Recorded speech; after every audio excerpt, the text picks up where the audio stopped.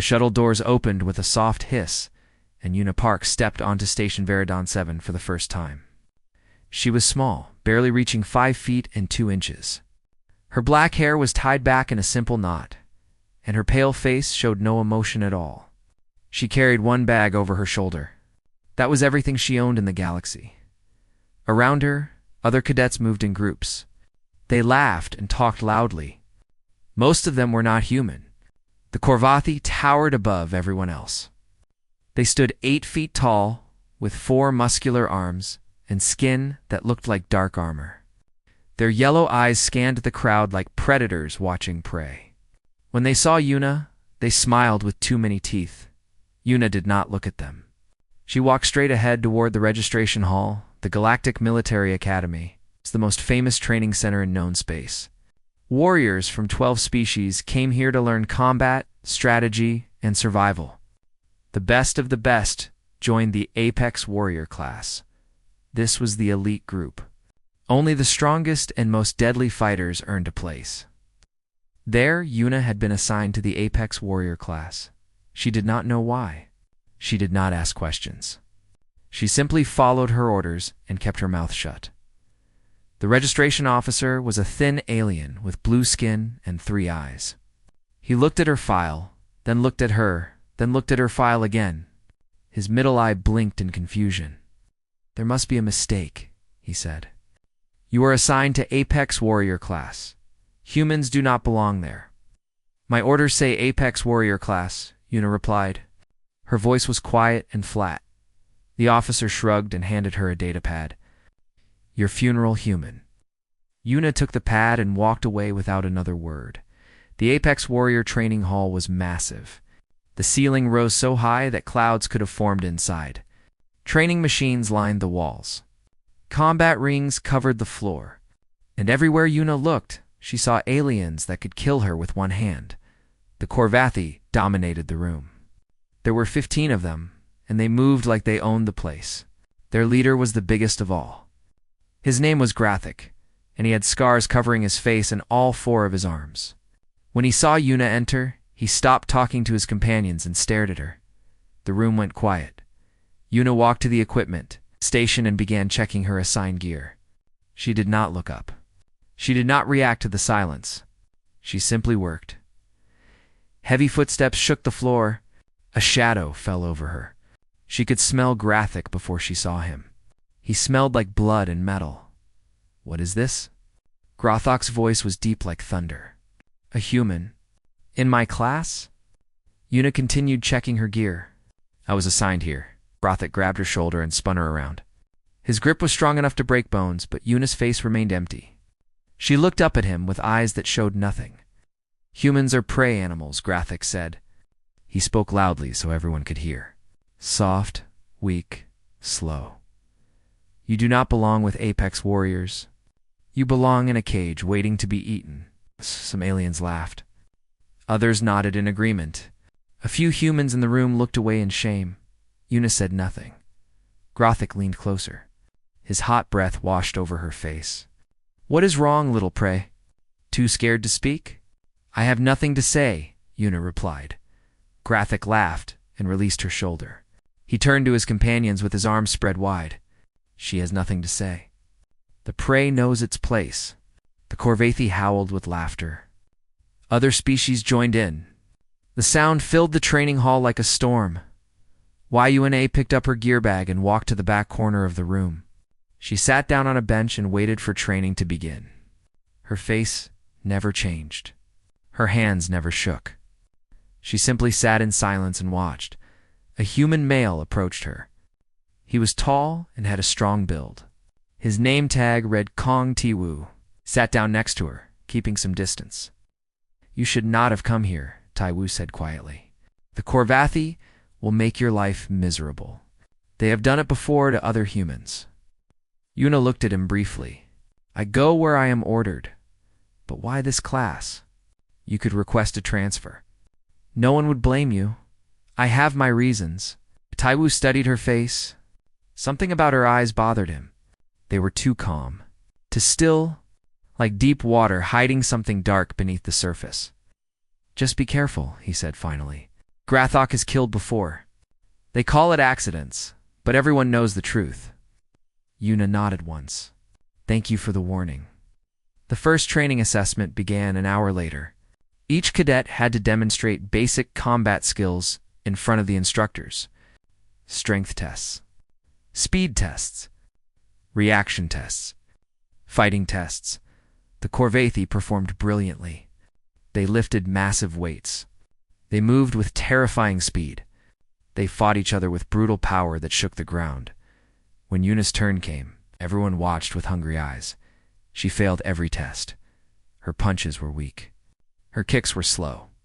She dropped weights that other species lifted easily. In the sparring ring, she fell after one hit and did not get up for several seconds. Grathok watched with growing disgust. When Yuna finished her assessment, he walked onto the ring and stood over her. Pathetic, he said. He spat at her feet. You are the weakest thing I have ever seen. How did humanity survive long enough to reach the stars? Your species should have been eaten long ago. Yuna wiped dust from her uniform and bowed slightly. I will try to improve. You cannot improve. You are prey. Prey does not become predator. Grathok turned his back on her and walked away. Stay out of my sight, human. You make me sick. Yuna returned to her corner bench. She sat down and stared at the floor. Around her, aliens whispered and laughed. Even some humans shook their heads in disappointment. Only Taiwu noticed something strange.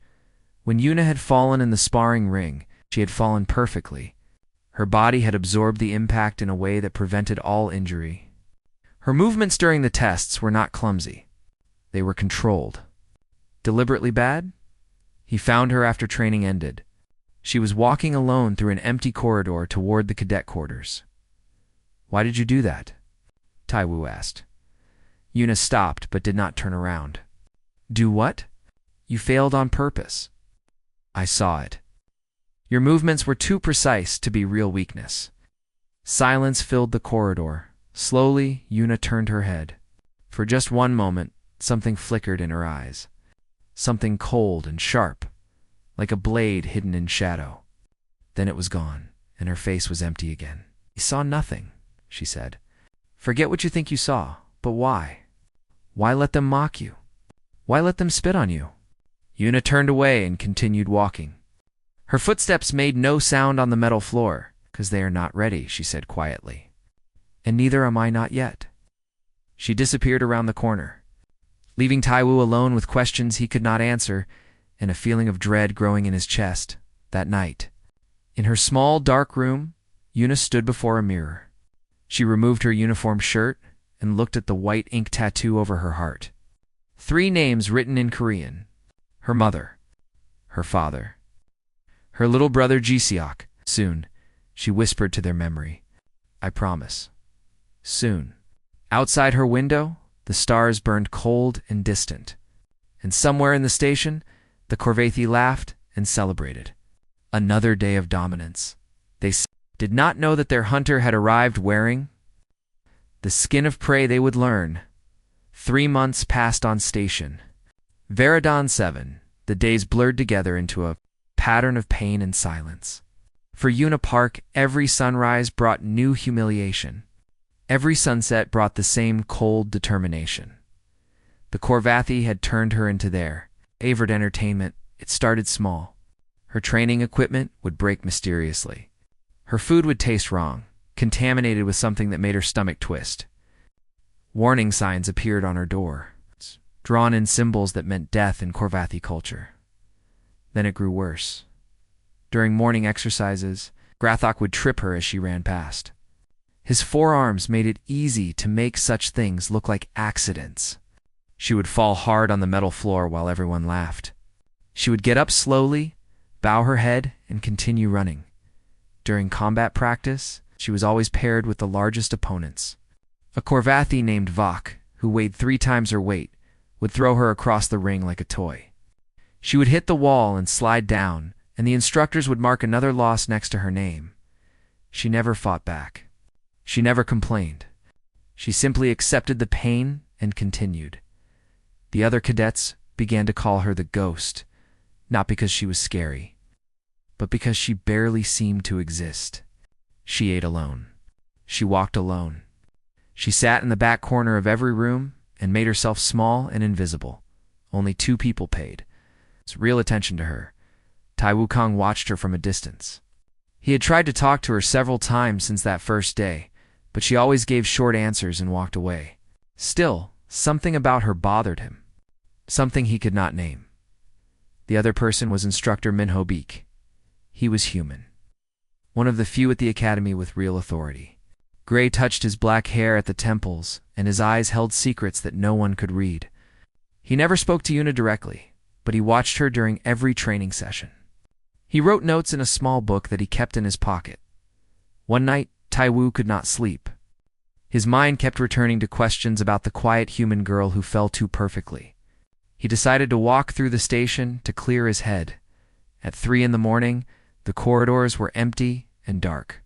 Emergency lights made shadows dance on the walls. Tai Wu walked without direction, letting his feet choose the path. They led him to the old cargo bay.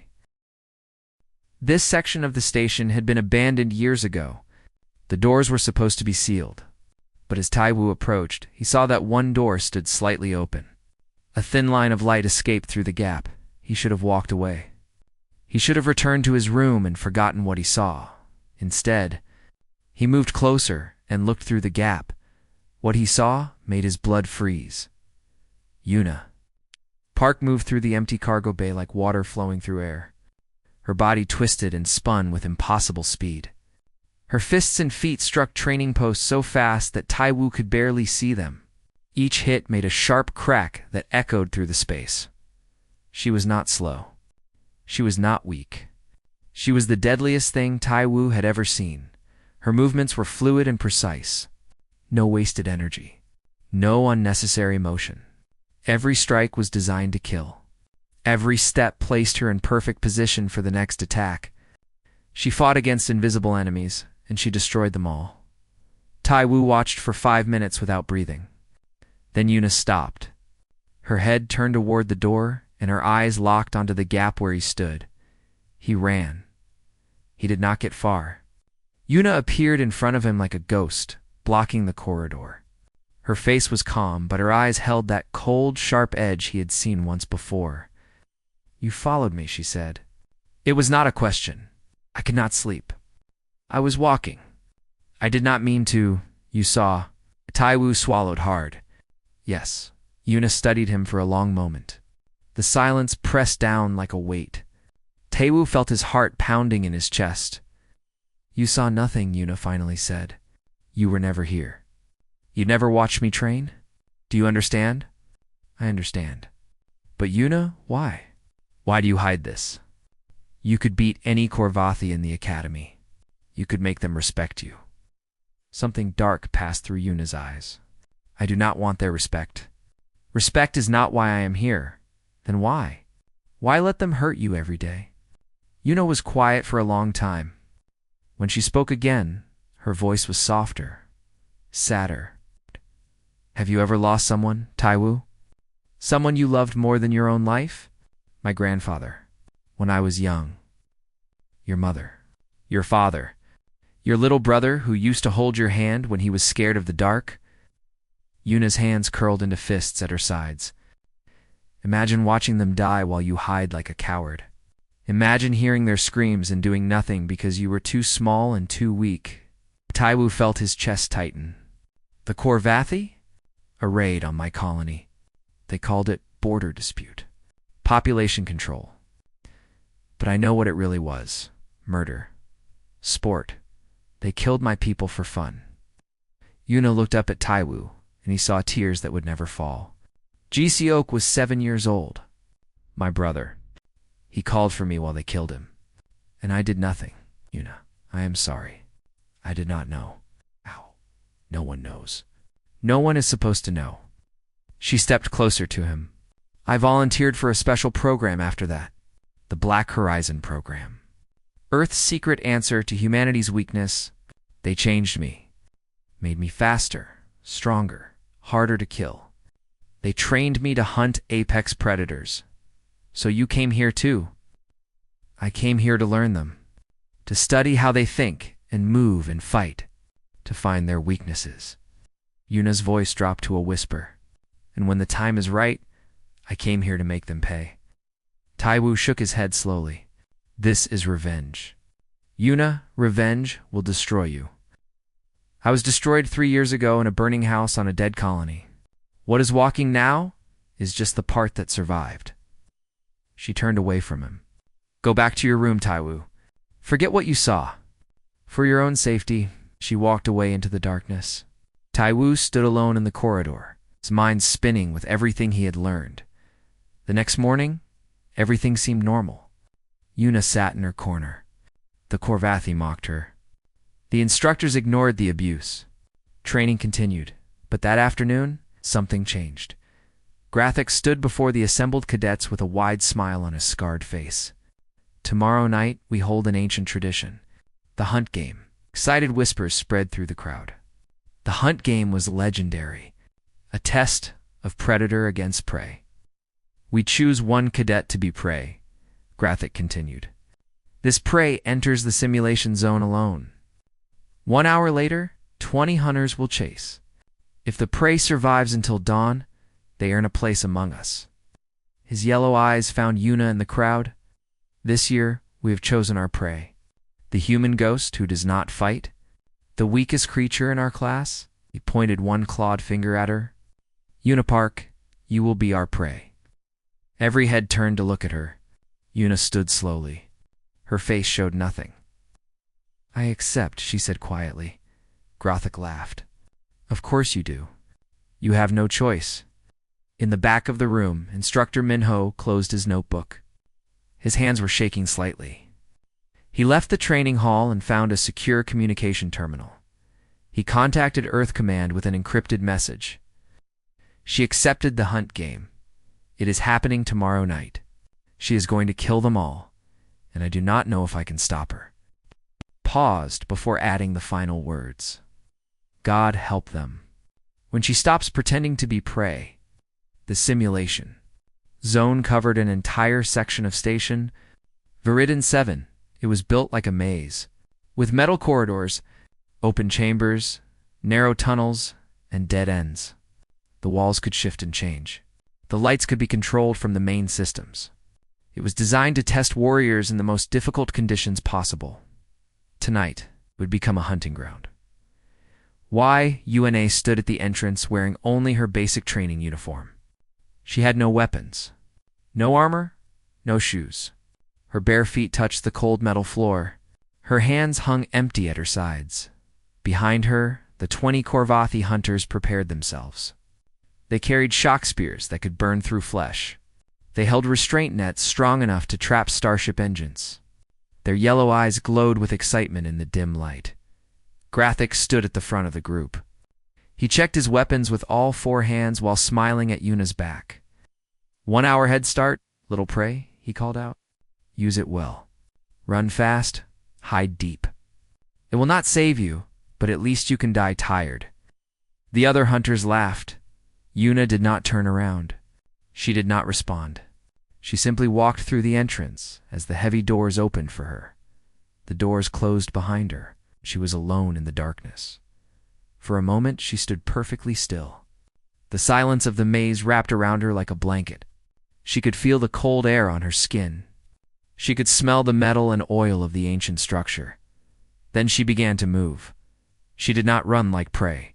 She walked slowly through the corridors, her bare feet making no sound on the floor.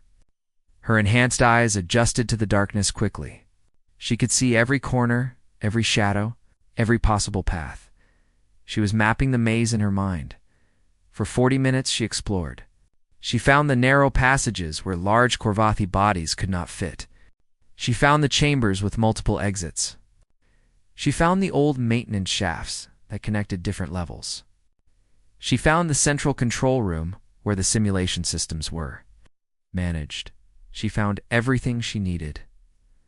When the 1 hour ended, a loud horn sounded through the maze. The hunt game had officially begun, deep in the simulation zone. Yuna heard the distant howls of 20 Korvathi entering the darkness.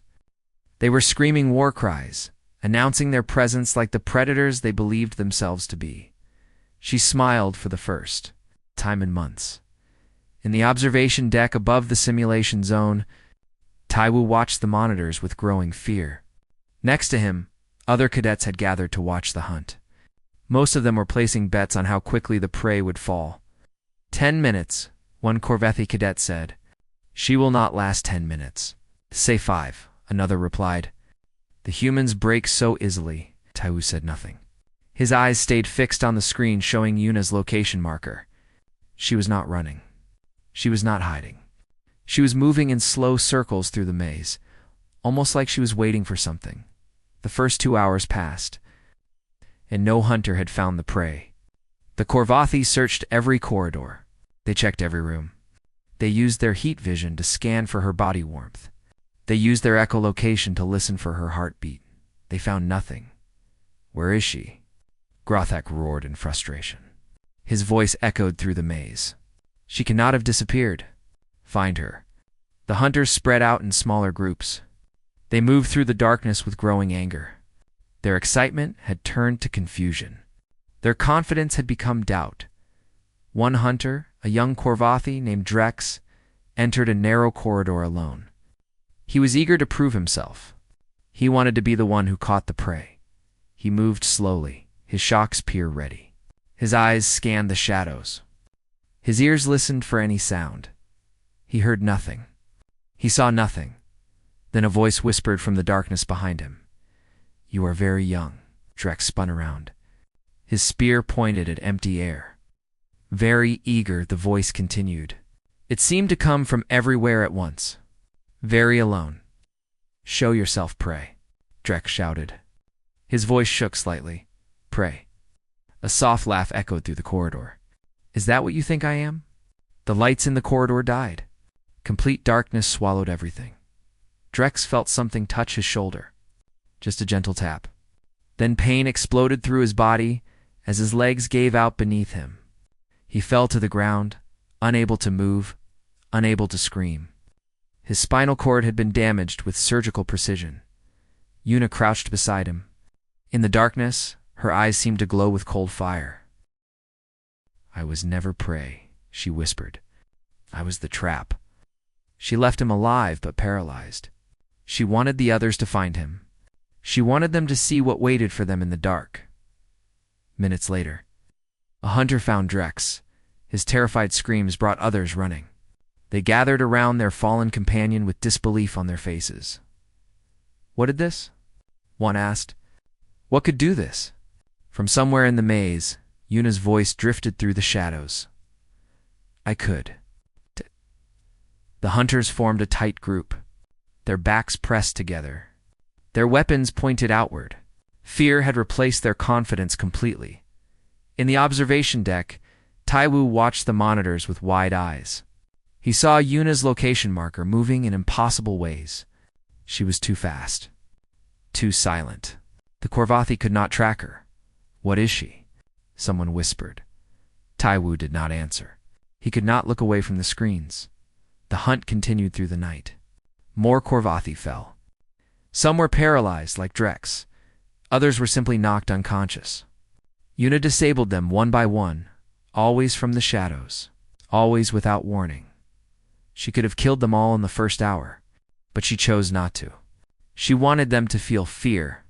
She wanted them to understand what it meant to be prey. By the third hour, only Graphic and 4 hunters remained standing. They had retreated to a large chamber in the center of the maze. Their backs were against the wall. Their weapons were ready. They were breathing hard. She is just one human, Graphic growled. One weak, small human. How is this possible? She is not human, one hunter replied. His voice trembled. She is something else. Something wrong? Silence. Grothak slammed his fist against the wall. We are Corvathi. We are apex predators. We do not fear prey. The lights in the chamber died. Darkness fell like a curtain. Then Yuna's voice filled the room. I wanted you to find me together. The 4 hunters screamed as she moved through them. Taiwu watched on the monitors as 4 life signs dropped from active to incapacitated in less than 3 seconds. The speed was impossible. The precision was horrifying.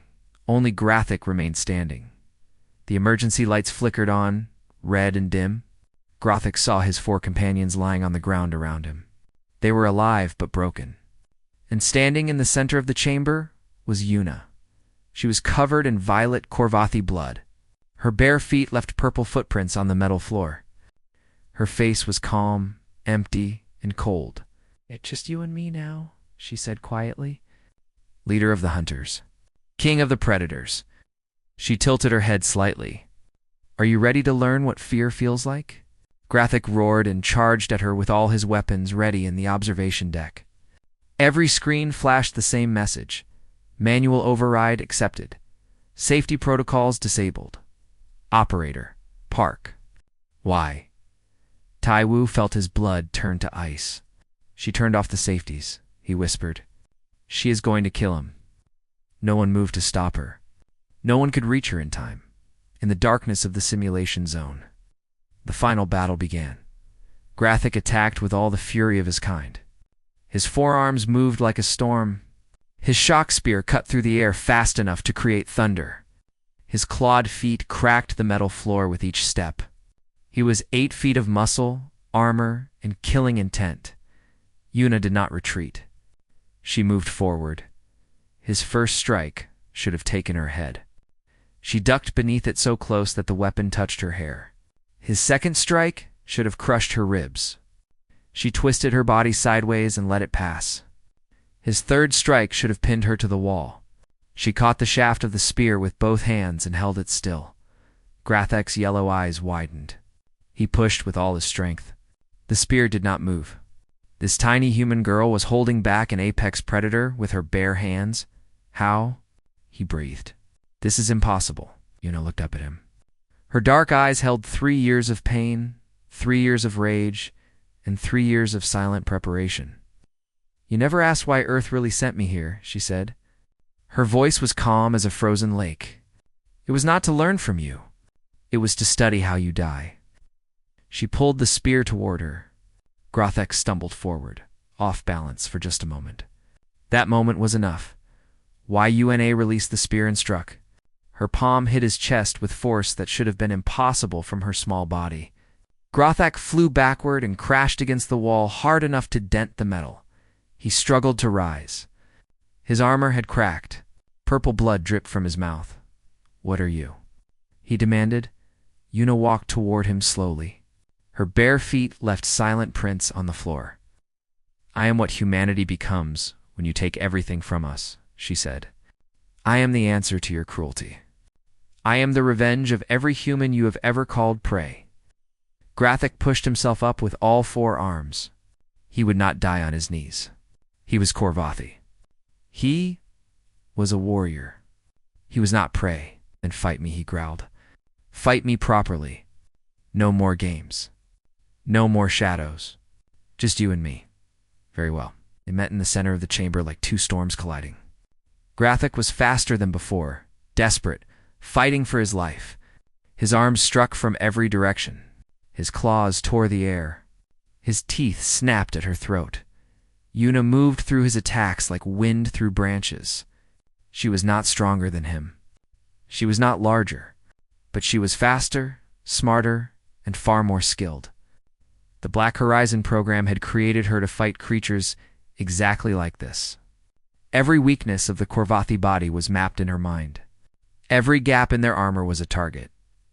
She broke his first arm at the elbow. A quick strike that bent the joint backward. Grathek screamed. She broke his second arm at the shoulder. A spinning kick that dislocated the bone completely. Grathek fell to one knee. She broke his third arm at the wrist.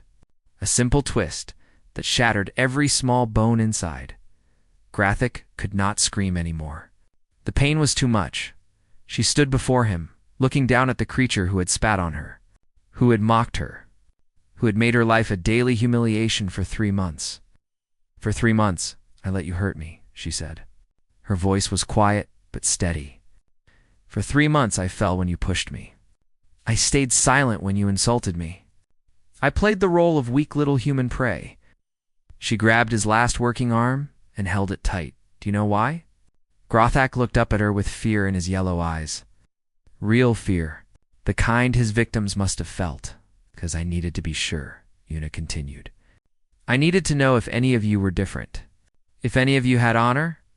If any of you deserved mercy." She squeezed his arm until the bones began to crack. "None of you do." She broke his last arm with a sound like thunder. Graphic collapsed completely. He lay on the ground, all 4 arms ruined, unable to move. Purple blood pooled around him. His breathing was shallow and weak. Una knelt beside him. She leaned close to his ear. 3 years ago, your people raided a human colony, a small farming settlement on the border. You called it population control. You called it pest management." Her voice trembled for the first time. "You killed 4,000 people, men, women, children." She pressed her hand against his chest, feeling his heart beat beneath her palm. "My mother died protecting my father. My father died calling my name. My little brother Gisiok died screaming for his big sister." Tears finally fell from her eyes, though her voice remained steady. He was 7 years old. He liked to draw pictures of spaceships. He wanted to be a pilot when he grew up. She pressed harder. Grotha gasped. "You never got the chance. Because of creatures like you." For a long moment, she held his heart in her grip. She could crush it so easily. She could end him with one squeeze. Then she heard footsteps behind her. The chamber doors had opened. Security forces flooded the room with weapons ready. And at their front was Instructor Minho, his face pale and strained. "Una," Minho said carefully, "it is done. You can stop now." "Ah!" Una did not move. Her hand stayed on Grothek's chest. "He does not deserve to live," she whispered. "Maybe not, but you do. And if you kill him like this, they will take you from me. They will lock you away. And everyone who died on that colony will have no voice left to speak for them." Una's hand trembled. "Please," Minho continued. "I knew your mother, Una. Before she married your father and moved to the colony, she was my student. She was kind and brave, and she believed in justice, not revenge." But slowly, Una removed her hand from Grathek's chest. She stood up and stepped back. Her legs were shaking. Her whole body was shaking. "It sounded like him," she said. Her voice cracked and broke. "When they screamed, the hunters in the maze. They sounded like Gisiok." Yeah. Minho moved forward and caught her as her knees gave out. He held her while she trembled. While 3 years of frozen grief finally began to melt around them, security forces secured the chamber. Medical teams rushed to help the fallen Korvathi. Grathak was lifted onto a stretcher, still alive. Barely breathing, the hunt was over. But the storm was just beginning. By morning, news of the hunt game had spread across the station. A single human girl had defeated 20 Korvathi hunters. She had broken their bodies and shattered their pride. And she had done it all in the name of a colony that the galaxy had forgotten, the Korvathi. The High Command sent an immediate message to the Academy. They demanded Una's execution. They called her a terrorist. They called her an assassin. They threatened war if humanity did not hand her over. Earth Command refused, and then something unexpected happened. A classified file appeared on every major news network in the galaxy. It contained footage from Una's colony on the night of the raid. Video recorded by hidden security systems that the Korvathi thought they had destroyed. The footage showed everything. The Korvathi ships landing, the warriors spreading through the streets, the humans running, screaming, dying. It showed the raiders laughing as they killed civilians. It showed them calling it sport. And in the corner of one video, it showed a small girl hiding in a burning building, watching her brother die. The file was marked with an official Korvathi seal. It was labeled Sanctioned Population Control. Recreational Harvest Approved. The galaxy watched in horror, and for the first time in centuries, the Korvathi Empire had to answer for its crimes. In her small room on Station Veridon 7, Una sat alone by the window. Her hands were bandaged. Her body was exhausted. But her eyes were different now. The cold edge was still there. Something else had joined it. Something that might have been peace. She touched the tattoo over her heart and whispered 3 names into the silence. I did not forget. I will never forget.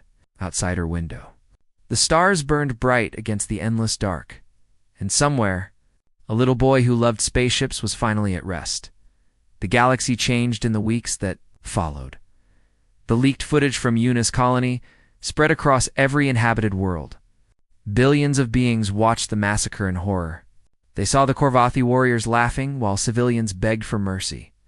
They saw children running through burning streets. They saw the official seal that proved this was not random violence, but sanctioned policy. 3 other species came forward with similar stories. Hidden records. Buried evidence. Massacres that the Corvathi had committed and covered up for centuries.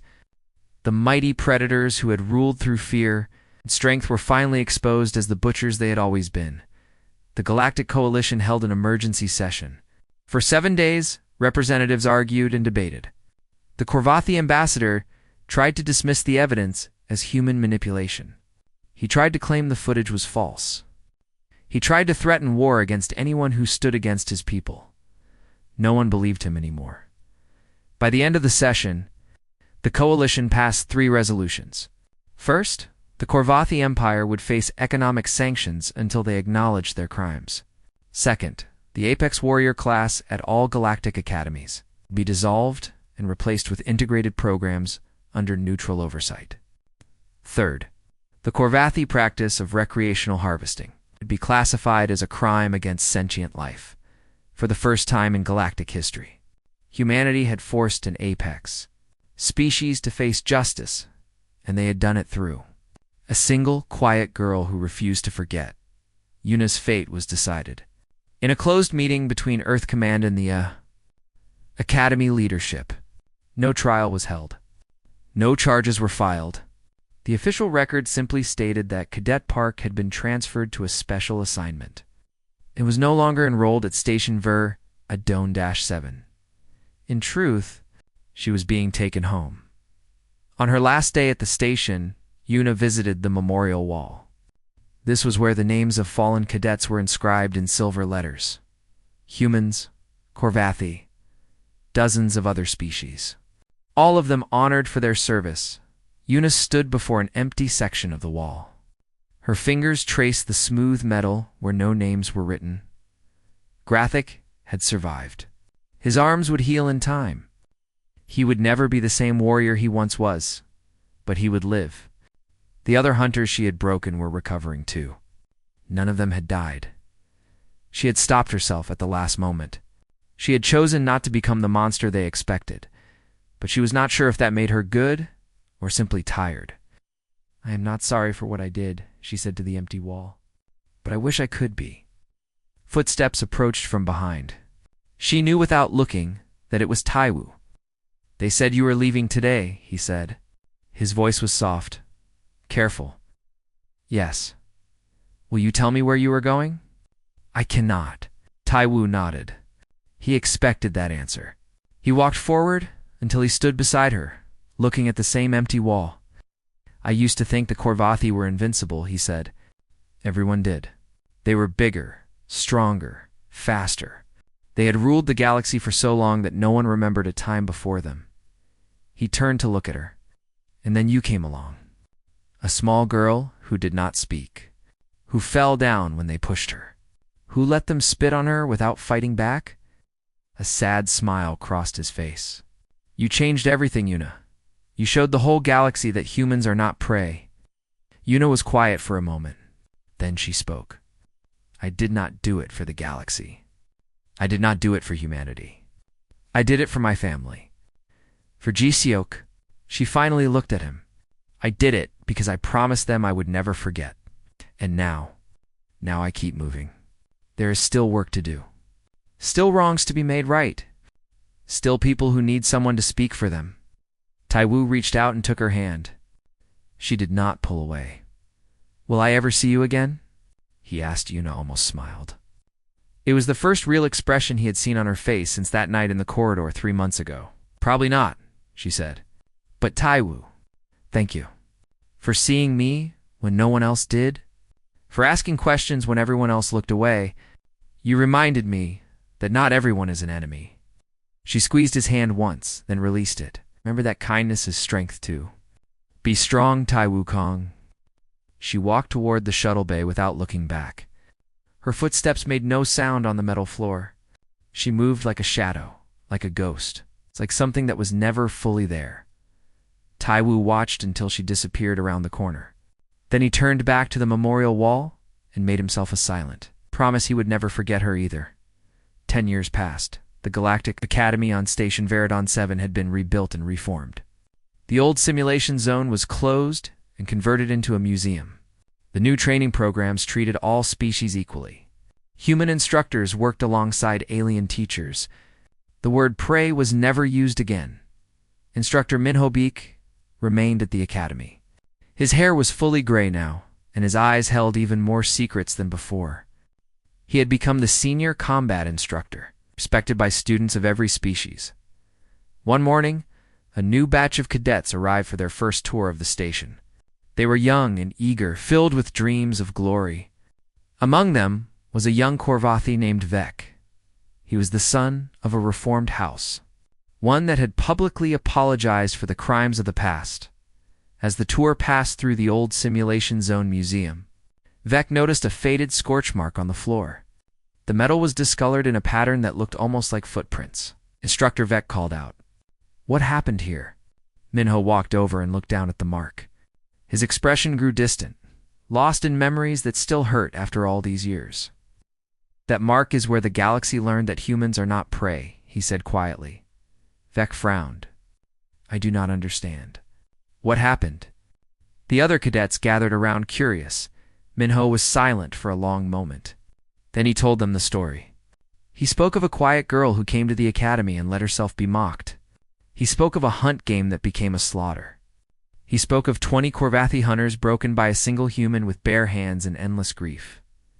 When he finished, the cadets were silent.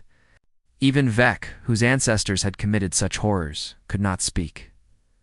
"What happened to her?" A young human cadet finally asked. "The girl in the story. Where is she now?"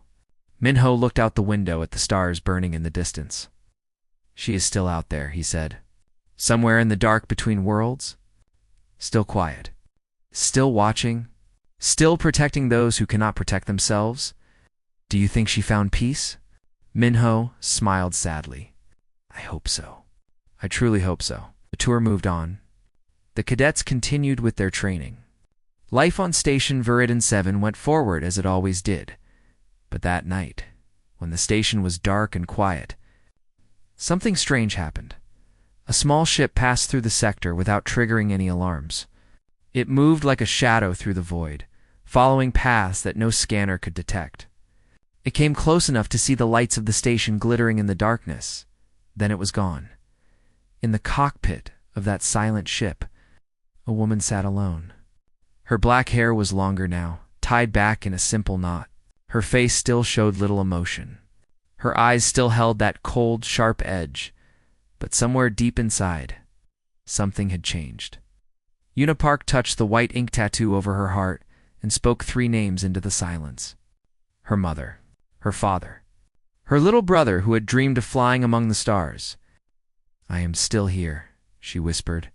"I will always be here." She'll set a course for the next mission. Another world. Another wrong. Another fight. But she was no longer running from pain. She was no longer driven only by revenge. She had found something else to hold on to.